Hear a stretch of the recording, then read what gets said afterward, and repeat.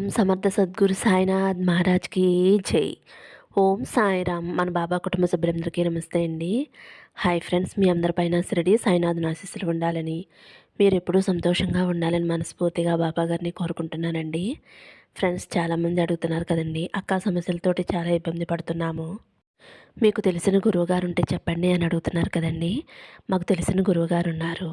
శ్రీ వారాహిదేవి జ్యోతిష్యాలయం నెంబర్ 1 వశీకరణ స్పెషలిస్ట్ పండిత్ పవన్ నంబూదిరి గారు. ఫోన్ నెంబర్ వచ్చేసి 9043637512.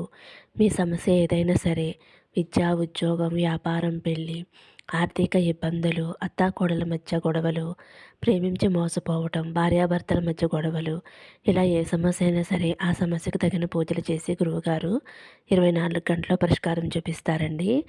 మీరు ఒక్కసారి నమ్మకంతో ఈ గురువుగారిని కాంటాక్ట్ అయ్యి మీ సమస్యలను పరిష్కరించుకుని ఆనందంగా సంతోషంగా ఉండండి. ఇంక ఈరోజు వీడియోలోకి వెళ్ళిపోదామండి.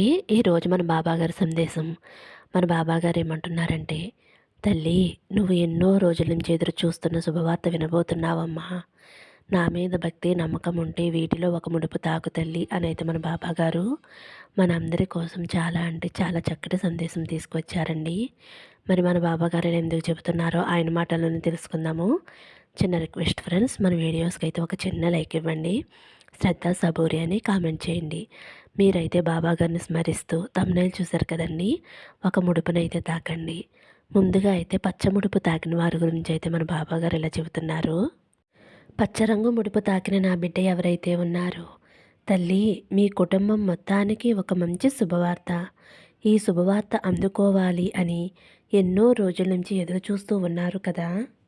మీరు ఆశపడినదే జరగబోతుంది తల్లి. మీరు జీవితంలో ఎంతగానో కోరుకున్నది నెరవేరుతున్నందుకు మీరు ఎంతగానో ఆనందపడతారు.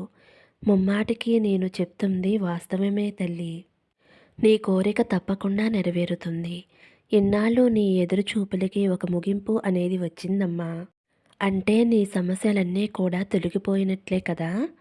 నేను చెప్పబోయే శుభవార్త ఏమిటి అంటే, మీరు కుటుంబం అంతా కలిసి కూర్చుని ఎంతో ఆశగా అనుకుంటూ ఉంటారు కదా, మాకు సొంత ఇల్లు కట్టుకునే భాగ్యం ఇవ్వు, ఎటువంటి ఇల్లు కావాలో అని చెప్పుకుంటూ అది త్వరగా నెరవేరాలి అని ఎంతో ఆశపడుతూ ఉంటారు కదా. ఆ కోరిక నెరవేర్చుకునే సమయం తల్లి ఇది. సొంత ఇంటి కల నెరవేర్చుకోవటానికి తొలి అడుగు పడబోతుందమ్మా. నీకు సందేహం కలగవచ్చు, మేము ఎన్నో అప్పుల్లో కూరుకుపోయి ఉన్నాం కదా, ఈ అప్పులన్నీ ఎలా తీర్చాలి? ఇల్లు కట్టుకుంటారు అని మాట ఇస్తున్నారు బాబా, మీరు మాకు ఆశ కలిగిస్తున్నారా అని నువ్వు నన్ను అడగవచ్చు. తల్లి, మీరు అప్పులతో ఉండగా ఇల్లు కట్టుకుంటారు అని నేను అనడం లేదమ్మా. అతి త్వరగా మీకున్న అప్పులన్నీ కూడా తొలగిపోతాయి అని అర్థం. అప్పులు తొలగిపోతాయి అంటే మీకు ఆదాయం వచ్చి చేరుతుందనే కదమ్మా. మీకు ఆదాయం రావటంతో మీ అప్పులన్నీ తీరిపోయి మీ కోరికలన్నీ నెరవేరుతాయి. అప్పులు తొలగిపోవటంతోనే మీ ముఖ్యమైన కోరిక సొంత ఇల్లు కట్టుకోవాలి అని. ఆ కోరిక తీరటంతో పాటు ఇంకా మీకు ఎన్నో కోరికలు కూడా ఉన్నాయి. ఒక్కొక్కటిగా మీ కోరికలన్నీ తీరబోతున్నాయి. మీ ఆదాయ మార్గాలు విశేషంగా పెరగబోతున్నాయి. దాని ద్వారా ఎంతో ఆదాయం మీ చేతికైతే అందబోతుంది తల్లి. ముందుగా మీ అప్పులన్నీ తొలగించుకుని ప్రశాంతమైన మనసుతో మంచి ఇల్లు కట్టుకుని మీ కొత్త ఇంట్లో ఆనందంగా సంతోషంతోటి సకల సౌభాగ్యాలతోటి విలసిల్లుతూ అష్టైశ్వర్యాలతో ఎంతో సంతోషంగా జీవిస్తారు తల్లి. మీరు కష్టించి చేసే పనులన్నీ కూడా మంచి ఆదాయాన్ని ఇచ్చి నీ జీవితంలో ఏ లోటు లేకుండా నలుగురికి సహాయపడేలా ఒక మంచి స్థాయిలో ఉంటారు అని నేను మీకు మాట ఇస్తున్నానమ్మా. పచ్చరంగు ముడుపు తాకిన నా బిడ్డ ఎవరైతే ఉన్నారో, బాబా ఈ కష్టాలన్నీ తీరుతాయా లేదా అని, ఈ సమస్యలు బాధలు ఎప్పుడు తొలగుతాయి అని ఎంతో బాధతోటి అలా కూర్చుని ఉన్నావు కదమ్మా. నా పాదాలు పట్టుకుని వేడుకుంటున్నావు కదమ్మా. బాబా, ఇకనైనా మాపై కరుణ చూపించు తండ్రి. ఎన్నాళ్ళు తండ్రి ఎప్పుడూ కూడా కర్మఫలాలు అని అంటావు. ఎన్నాళ్ళు తండ్రి ఏదో ఒక కష్టం వచ్చి పడుతుంది. ఈ కష్టం వచ్చింది, తీరింది అని అనుకునేసరికి మరొక కష్టాన్ని ఇస్తున్నావు. ఏదేమైనా నిన్ను అడిగితే ఇదంతా కూడా పూర్వజన్మ కర్మఫలం అని అంటావు. ఇది ఎన్నాళ్ళు తండ్రి? ఇది నీకు న్యాయమేనా సాయి తండ్రి? ఎంత పూర్వజన్మ కర్మఫలం అయితే ఎన్నాళ్ళు ఈ కష్టాలు, బాధలు వెంటాడుతాయా? సాయి నాన్న, నువ్వు తలుచుకుంటే ఆ కష్టాలను, ఆ బాధలను ఒక్క క్షణంలో నువ్వు తుడిచిపెట్టేయచ్చు కదా! మరి ఎందుకు తండ్రి అలా చేయవు? ఏదీ కూడా నా చేతుల్లో లేదు అని అంటావు. నీకు తోడుగా ఉన్నాను అని అంటావు. ఇలా అయితే ఎలా సాయి నాన్న? కష్టంలో ఉన్నప్పుడు ఓదార్పు చెబుతావు. మనసుకు సంతోషం కలిగించే సందేశాలు చెప్తావు. ఆ క్షణం బానే అనిపిస్తుంది. సంతోషంగానే ఉంటుంది. కానీ మరుక్షణం పడిన కష్టం గుర్తుకు వచ్చి మనసు ఎంతగానో వేదన చెందుతుంది తండ్రి. కష్టాలు పడి పడి మనసు చాలా విసిగిపోయింది సాయినాన్న. ఇంక నేను తట్టుకోలేను తండ్రి. ఎటువంటి కష్టాన్ని కూడా నేను పడలేను. ఒకటే నిన్ను కోరుకుంటున్నాను. నిన్ను ఆస్తులు, అంతస్తులు, మేడలు అడగడం లేదు. నేను ప్రశాంతమైన జీవితాన్ని అడుగుతున్నాను.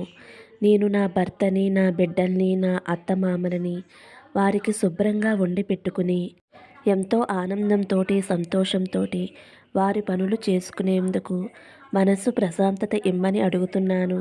అది ఒక్కటి ఇవ్వు సాయినాన్న. నిన్ను ఇంకేమీ అడగటం లేదు.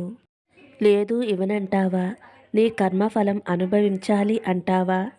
అయితే నా ప్రాణాలు తీసేసుకో సాయి తండ్రి. నాకు ఈ బ్రతుకు మీద విరక్తి కలుగుతుంది. ఈ కష్టాలు నేను పడలేను బాబా. చూపిస్తే మంచి దారి చూపించు. లేదంటే నాకు ఈ బ్రతుకు వద్దు అని ఎంతగానో నువ్వు కుమిలిపోతున్నావు కదా తల్లి.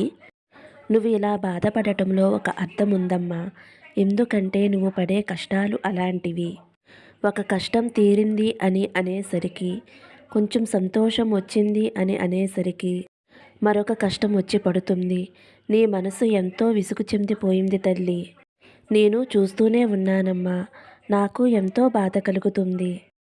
ఏంటి నా తల్లి ఇన్ని కష్టాలు పడుతుంది, నేనేమీ సహాయం చేయలేకపోతున్నానే అని నేను కూడా ఎంతో బాధపడుతున్నానమ్మా. కానీ నీకు ఒకటి తెలుసా తల్లి? నీకు ఎంతో పెద్ద కష్టాన్ని చిన్న కష్టంగా చేసి నీ వరకు చేరుస్తున్నానమ్మా. పూర్తిగా తొలగించకపోయినా ఆ కష్టభారాన్ని నేను తగ్గిస్తున్నాను తల్లి. నువ్వు అనుకుంటున్నావు బాబా నాకు ఈ ప్రాణాలు వద్దు అని. అలా ఎప్పుడూ కూడా నువ్వు అనుకోవద్దమ్మా. కష్టాలు అందరికీ ఉంటాయమ్మా. రాత్రి తర్వాతే కదా తల్లి ఉదయం వస్తుంది. ఆకులన్నీ రాలిన చెట్టుకే కొత్త చిగురు వస్తుంది కదా తల్లి. కాబట్టి నువ్వు అర్థం చేసుకో అమ్మా. నువ్వు ఇలా బాధపడి కృంగిపోతే నీ వెనకాల నీ భర్త, నీ పిల్లల్ని ఎవరు చూసుకుంటారమ్మా? నువ్వే తల్లి వారికి దిక్కు. ఏమీ తెలియని పసిపిల్లలమ్మా వారు. చిన్నపిల్లల మనస్తత్వం తల్లి వారిది. నీ మనసే వారికి వచ్చింది. వారు కొంచెం పెద్దవారైనా సరే వాళ్ళు ఎంతో మంచివారయ్యారు. వాళ్ళకి మంచి బుద్ధులు నేర్పావు. ఒక్క క్షణం ఆలోచించు.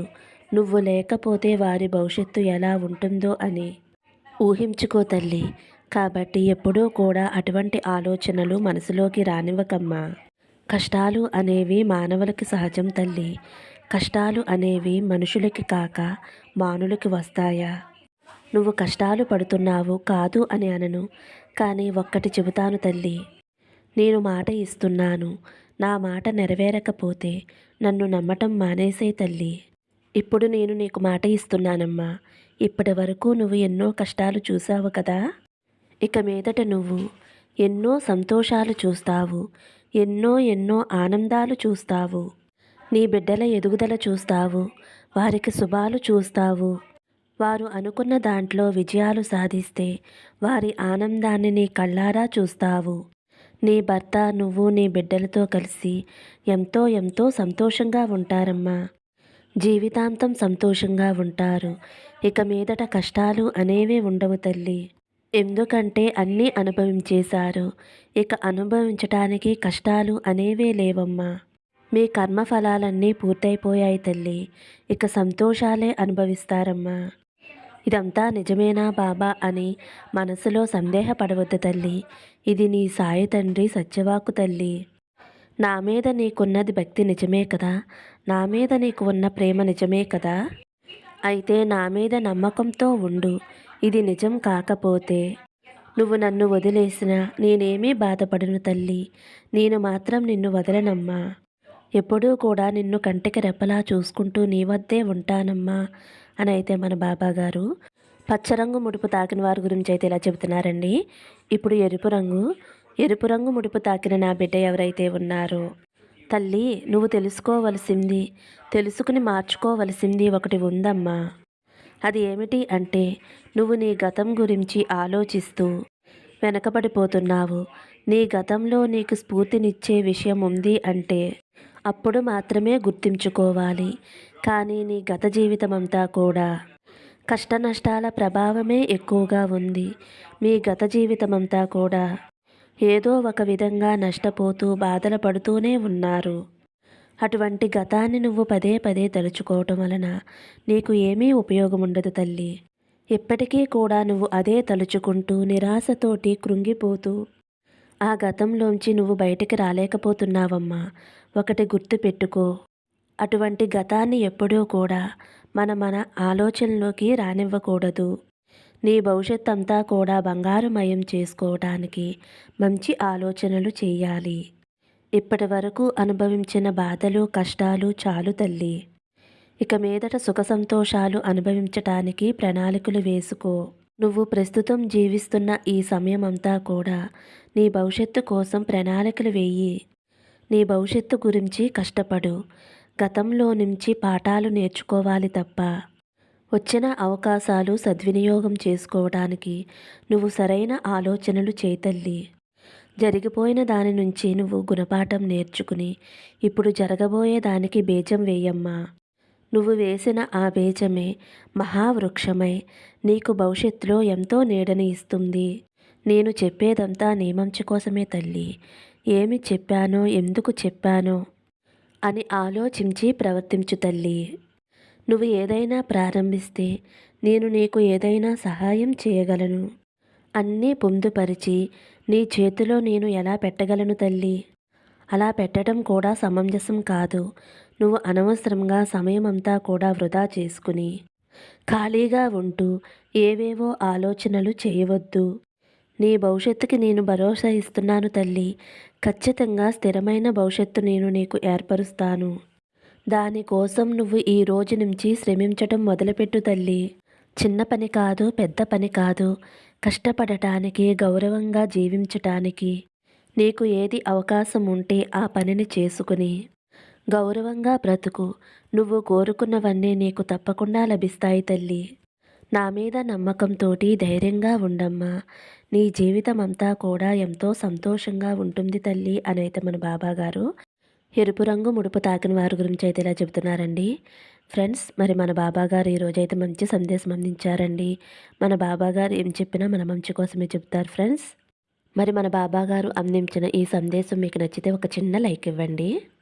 సర్వే జన సుఖినో భవంతు. సమస్తం సద్గురు సాయినాథార్పణమస్తు. శుభం భవతు. జై సాయిరామ్.